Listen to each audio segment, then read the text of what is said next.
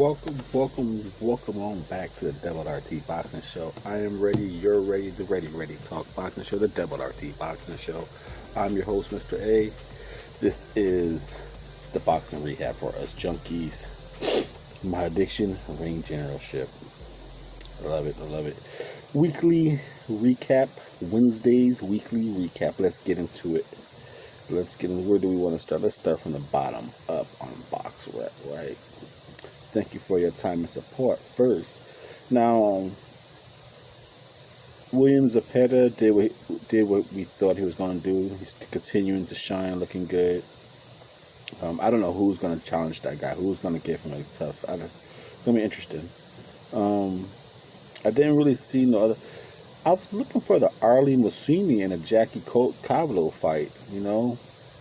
My DAZN, I fell asleep on this. I had to watch it later on DAZN, on the replays. On DAZN you can see each fight, or you can see the whole card. I can't find where you can see the Jaime Munguia and the Rosado whole card, and I can't find the Arlie fight. I can find all the other fights, so I didn't see the Arlie fight. Munguia and Rosado, good ass fight, right?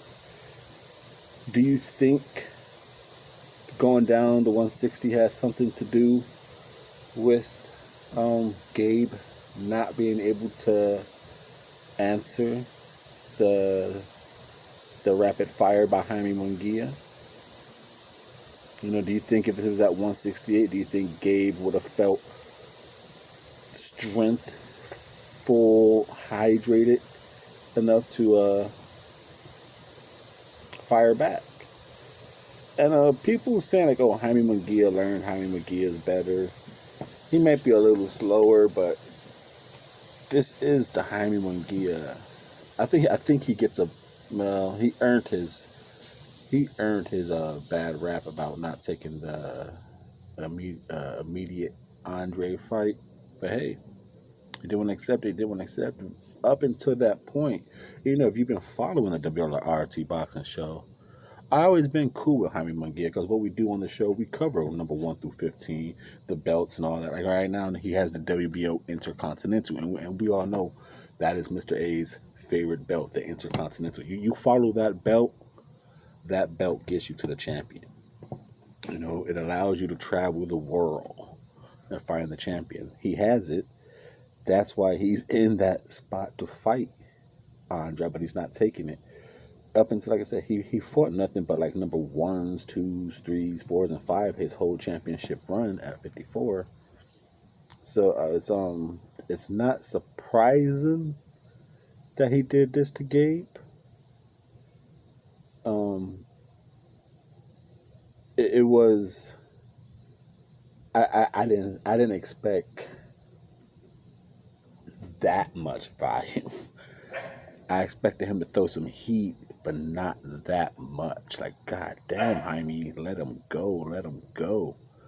But yeah, he clearly won that fight. Gabe gave you some nice, maybe this might be the moments, but Jaime did what he did. He threw him with the punch volume, kept him at distance, and let him fly. Who would I like to see Jaime fight next?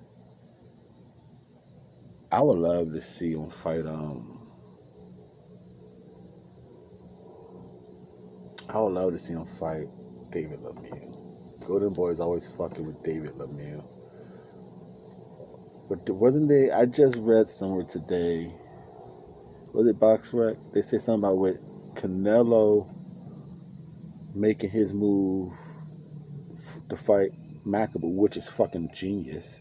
Makabu gets hit way too much. If you're into the show, the WRT Boxing Show's franchise champion is Lawrence Okolie. So Canelo's trying to enter the WRT's franchise division. Oh, I know he'll fuck Makabu up. He will beat Makabu. That's a brilliant ass decision. So since him going there, that'll leave Benavidez and the next person to fight for that interim or the next bumped up belt, and that's Lemieux. So who knows? But I would like to see Jaime fight Lemieux. Going on to the next card. This is a Double RT Boxing Show. Thank you for your time and support. Was it Showtime? Excuse me. Showtime. I only really watched the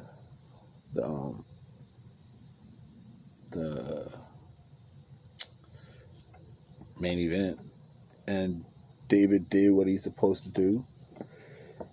But makes you wonder: does Kyron David just fucking made us granite, or is But David's been beating the shit out of people, knocking them out. Kyron Davis just might be made out of granite, right? One of those damn mutants. But like I said, you want to say David.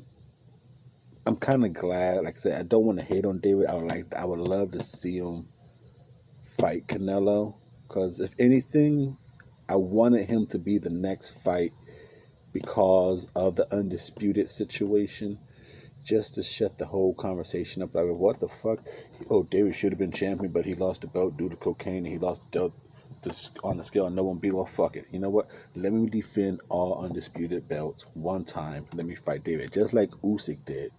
He defended that shit one time against the last champion, Bellew. Like, cool. Now I'm out. I got all the belts, and I beat the last champion. I'm out. I would really like to see Canelo have done that with David Benavidez, because he's that asterisk type champion. But taking on McAboo, why the fuck not? But him being free,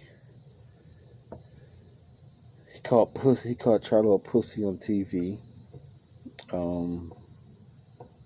What else is out there? You figure with Yanabek being on the undercard of Crawford Porter coming up, and he's number 2 for the WBO. So I really don't see Andre going for a Charlo fight, considering he got Jaime Munguia at number 1 with WBC and WBO. Yanabek coming up with the Andre, even though it's 160, I know, but what other fights out there for Benavidez?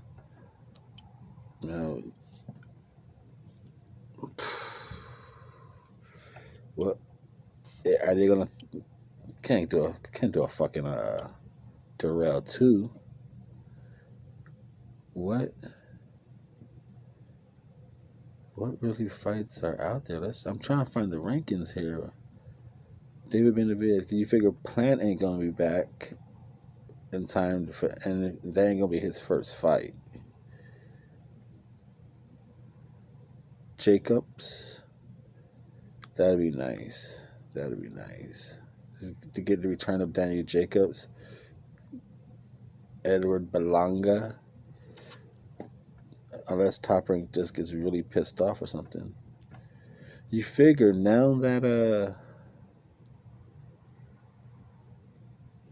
don't be surprised if Danny Jacobs pops out of nowhere, considering he's number 2 behind Zach Parker. They might just have to fight for that WBO once Canelo goes up to that cruiserweight, unless the WBO allows him to.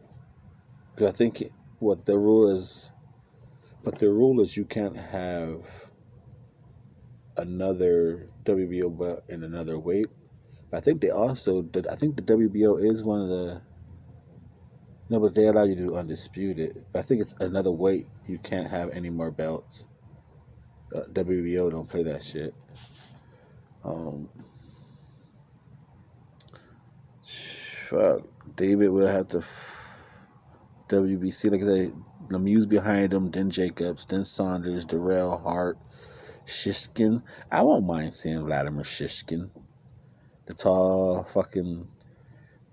I won't mind seeing that. Carlos Gongora. I like him because he tries hard. Damn, would you want to see fucking Benavidez beat his ass? Anthony Sims is still floating around at number 13. Atlantis Fox. Who's Atlantis Fox fighting again?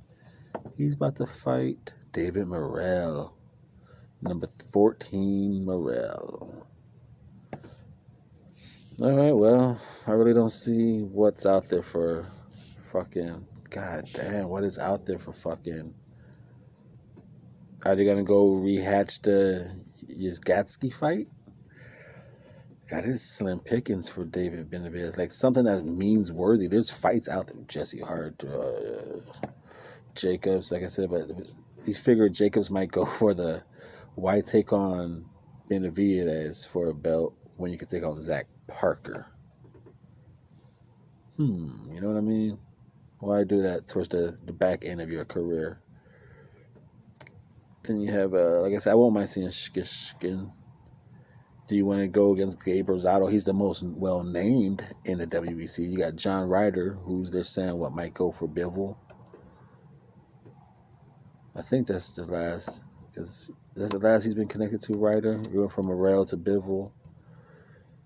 And then Zach Parker, number 15. So not really much known. So good luck for David Benavidez.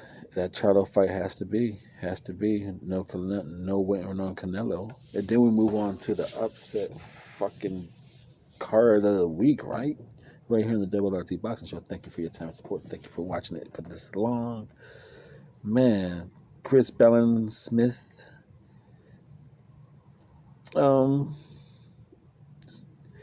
He has a tendency to start real okayish, slowish. Then he starts wearing the people down, and then that's when his cleaner hits sometimes start to come through. He needs that rematch with Rackbo. They need to run that back, considering that was an ugly ass fight. You know, it's probably the same rematch to be an ugly ass, because like I said, Chris still kind of fights ugly. But yeah, they need to run that back. You know, he's still entertaining, Chris. So I watch him next time. You know, I want to see him look smooth. He looks like the old Lawrence Okolie. Even though Lawrence Okolie ain't polished, sometimes Chris Bellin Smith kind of reminds me of that shit always. But he's good at it. He's strong. So, fuck, if it works. You know, save your power shots for when you need them.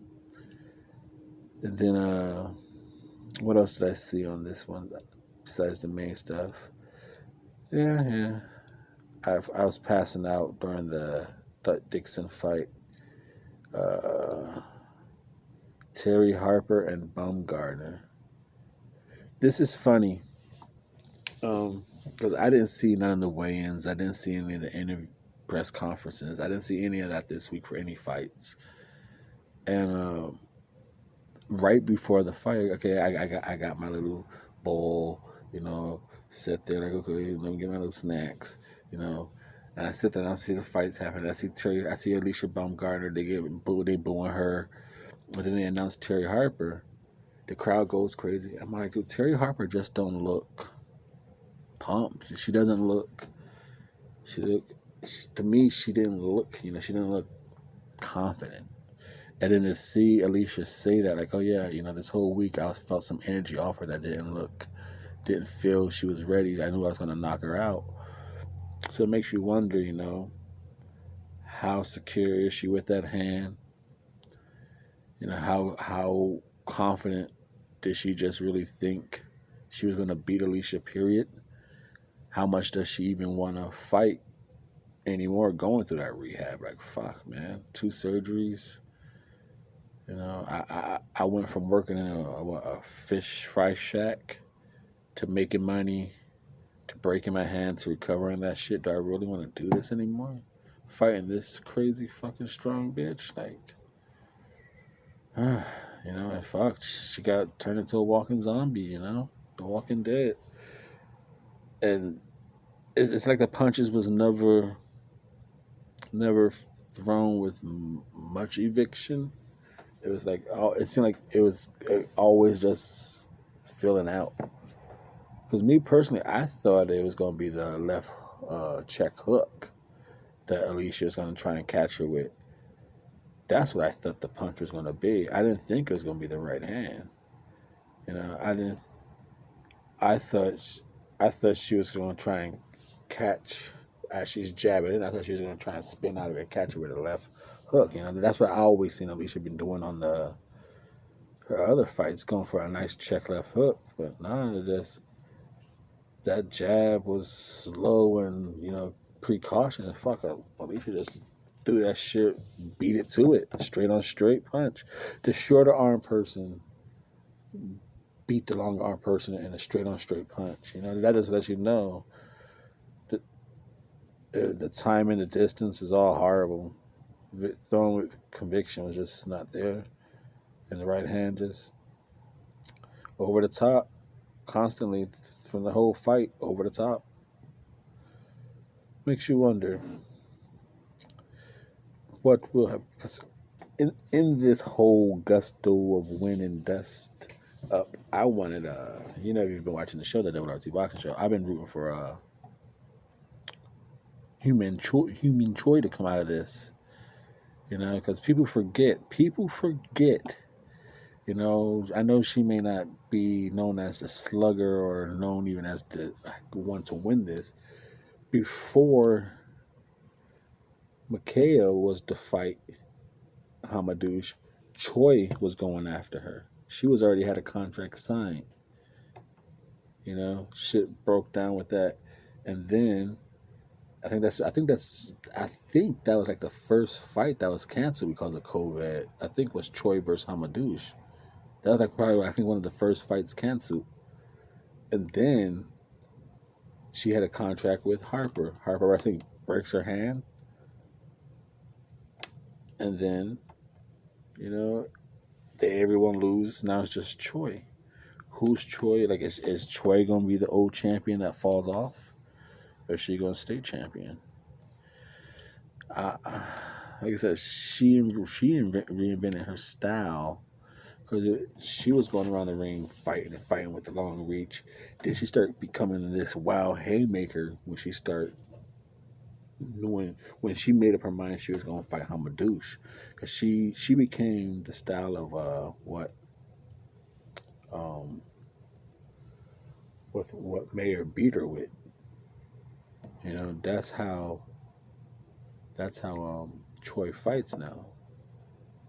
Now, with Baumgardner, I can't see Choi, as much as I want Choi to come out of this gusto, I can't see her surviving that. She's got to use some reach on her and throw with conviction. Baumgardner shows she has power, and she wings them, she's like a Hamadouche, but she seems like a little more stronger and accurate and more boxing with an engine. Interesting. But yeah, she just timed it, and like I said, I don't know if it's more. It's time, of course, but it just didn't seem like that jab was throwing conviction. You got a longer arm and a shorter person beat you to it. And then Kiko Martinez, as the thumbnail shows and says, put the kid to sleep. Was it a lucky punch? Twice? I was like, fuck. It definitely wasn't a lucky punch. It just, the effects of that first fuck. It was the whole fight. That's what Galahad does. That's how he pulls out his whole career. That turn with the hands down. And as he was just piling on points on Kiko, he started getting more and more comfortable against a veteran who wasn't getting comfortable, who didn't get the ticket. Like, you're here to lose, bro. You're here for my tune-up. He didn't get that letter. He didn't get that letter that he was just a tune-up. He didn't get it. Because there really wasn't nothing much else until those two punches. Will those two punches land in a rematch? That'd be fucking crazy. Me personally, I don't want to see a rematch. I want Kiko to get some paychecks. I want him to enjoy this run. It'd be fucking sweet. Give Kiko, you know what? Fuck that, man. Let's see. Give Kiko like number 50. He beat the champ, dude. It's a voluntary defense. I get it, and it's gonna be a rematch. Smart business, but just for shits and giggles, right? Fuck, dude. Who would we love to see Kiko fight? This should be fucking sweet. Where is it? IBF. He fought number 15. He tried to do some slick shit and fight number 15. A little bitch. Got his ass whipped trying to fight number 15. All right. Number 3, Mauricio Lara. Ooh. Damn. Lara and Kiko. That'd be interesting. Even just Lara and Galahad. That'd be interesting. Mark Masayo. I knew PBC was building his ass up. I knew they were building him up for Gary Russell. We kept talking about that on the show. How they kept putting him on undercards. We knew about that. Luis Lopez, Raya Abbey, Hanada Murata, Isaac Lowe, Jordan Gill. That'd be crazy if Jordan Gill beats him and becomes champ. I like Jordan Gill too. Is he still with Caldwell? I like that. That'd be fucking crazy. Caldwell and Gill becomes IBF champ. Fucking crazy. Ryan Walsh, Isaac Dogby, Jazzy Dickinson. Crazy as opponents. Like there's as this belt, like I said, if there's no rematch, this belt is in the air. Because Kinko, we didn't think he'd have the belt. I'm pretty sure there's some people out there who bet on Kinko, like just to fucking take that risk, because there's some good money there. Fuck. This belt is in the air if Galahad doesn't get it back. Because you figure, but then I don't know if Galahad's seeing this. I don't know if Galahad could fuck with Mauricio, right? I don't know. What do you think? The Devil LT Boxing Show. Thank you for your time and support, and this is the Boxing Rehab for us junkies. Thank you.